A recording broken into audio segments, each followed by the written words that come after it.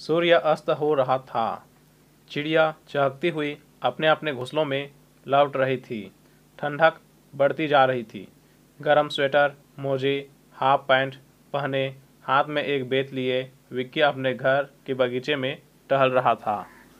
वह कभी किसी पेड़ पर अपना बेत जमा देता, कभी किसी फूलदार पौधे को झकझोर देता। उसके दादाजी बरामदे में बैठे चाय का घूंट ले रहे थे। उनकी दृष्टि विक्की की ओर ही थी। उसे पेड़ पौधों में उलझा देखकर वे बोले, विक्की, अब इधर आ जाओ, पौधों को मत छेड़ो, यह उनके आराम करने का समय है। विक्की ने कहा, वाह दादाजी, आपने खूब कहा। मानो पेड़ पौधे भी सचमुच आराम करते हैं, सोते हैं।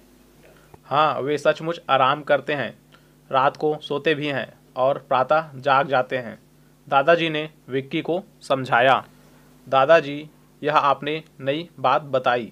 भला पेड़ पौधे भी कहीं सोते हैं? आपने कैसे जाना कि पेड़ पौधे सोते हैं? वे तो रात को भी हिलते डुलते रहते हैं। सोने वाला आदमी तो हिलता डुलता नहीं। अच्छा, यहाँ आओ, मैं तुम्हें इसकी कहानी सुनाता हूँ, दादाजी ने विक्की से कहा। विक्की को कहानी सुनने का बड़ा शौक था। वह तुरंत आकर दादाजी की गोद में बैठ गया। अब सुनाइए कहानी, वह दादाजी से बोला। दादाजी ने चाय का प्याला रख दिया। वे एक हाथ से उसकी पीठ सहलाते हुए कहानी कहने लगे। उस समय अपना देश बहुत बड़ा था। तब बांग्लादेश भी भारत का भाग हुआ करता था। बांग्लादेश की राजधानी ढाका है। ढाका के पास एक गांव है, राढ़ीर वाल। वहाँ एक डिप्टी कलेक्टर के घर एक बालक का जन्म हुआ। उसका नाम रखा गया जगदीश चंद्र। जगदीश की पाठशाला में किसानों के बच्चे खेतीबाड़ी और पेड़ पौधों के बारे में अक्सर बातें करते रहते थे।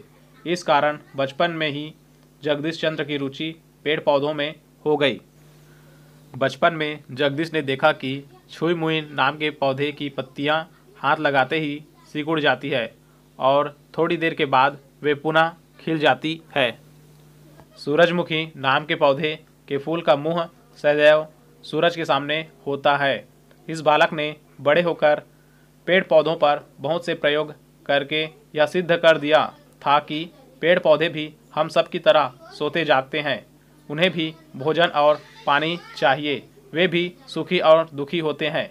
वे भी रोते हैं। दादाजी, आप तो जगदीश चंद्र बोस के बारे में पूरी बातें बताइए, विक्की ने मचलते हुए कहा। अच्छा, तो सुनो। जगदीश चंद्र जब छोटे थे तो रोते बहुत थे, तुम्हारी तरह। दादाजी ने हंसते हुए कहा। मैं कहाँ रोता हूँ, विक्की बोला। तुम्हें क्या पता, तुम तो तब बहुत छोटे थे। खैर, उसके माता पिता ने उसके लिए एक तरकीब सोची। रात में जैसे ही वे रोना शुरू करते, वैसे ही ग्रामोफोन पर कोई गाना बजा दिया जाता था। गाना सुनते ही बालक जगदीश का रोना बंद हो जाता था और वह सो जाता था। जगदीश चंद्र की प्रारंभिक शिक्षा गांव में ही हुई। पाठशाला के आसपास खूब पेड़ पौधे थे। बालक जगदीश का उनसे खूब लगाव हो गया था। गांव की पढ़ाई पूरी होने पर जगदीश को आगे की शिक्षा के लिए कोलकाता भेज दिया गया। वे पढ़ने में बहुत होशियार थे, जैसे तुम हो। विक्की यह सुनकर बहुत खुश हो गया। फिर क्या हुआ, उसने पूछा। जब कोलकाता में उसने पढ़ाई पूरी कर ली, उसे आगे की पढ़ाई के लिए इंग्लैंड भेजा गया। वहाँ पढ़ते हुए उसका संपर्क बड़े बड़े वैज्ञानिकों से हुआ। फिर क्या वे वहीं रहने लगे, विक्की ने पूछा। नहीं, वहाँ की पढ़ाई पूरी करके वे वापस कोलकाता आ गए और वहाँ के प्रेसिडेंसी कॉलेज में प्रोफेसर बन गए। बड़ी कक्षाओं को जो टीचर पढ़ाते हैं उन्हें प्रोफेसर कहते हैं। जगदीश चंद्र अपने सिद्धांत के बड़े पक्के थे। वे गलत काम करते भी नहीं थे और गलत बात मानते भी नहीं थे। उस समय अपने देश पर अंग्रेज़ों का राज था। अंग्रेज भारतीयों पर तरह तरह से अत्याचार करते थे। यह कॉलेज उन्हीं का था। उन्होंने यहाँ प्रोफेसरों के लिए 2 नियम बना रखे थे। अंग्रेज प्रोफेसरों को वेतन अधिक दिया जाता था। लेकिन भारतीय प्रोफेसरों को कम वेतन मिलता था। जगदीश चंद्र को यह दोहरा व्यवहार पसंद नहीं आया।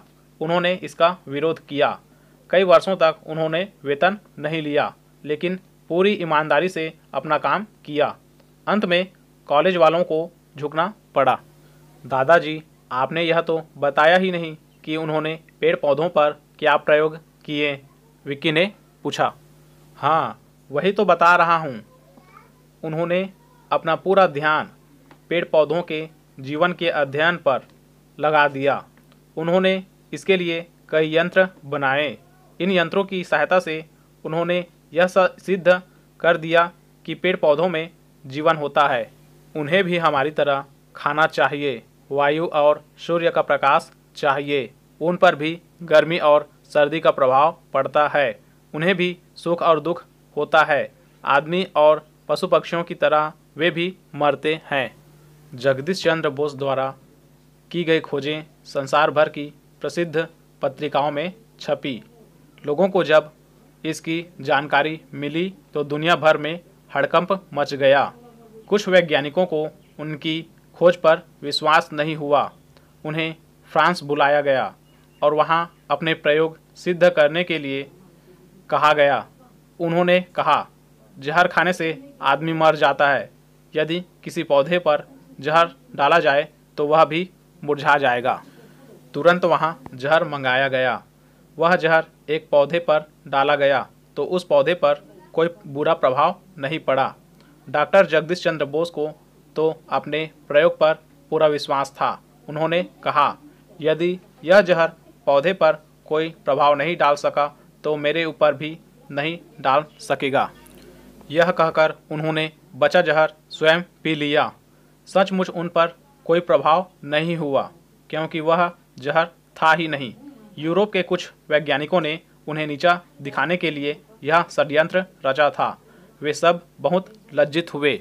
डॉक्टर जगदीश चंद्र बोस सही अर्थों में एक वैज्ञानिक थे।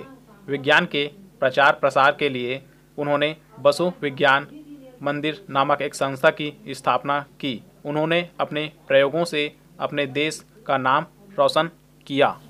अब तो तुम्हें विश्वास हो गया कि पेड़ पौधों में भी जीवन होता है। हाँ दादाजी, अब मैं जान गया। अब मैं किसी पेड़ पौधे को नुकसान नहीं पहुंचाऊंगा। Thank you.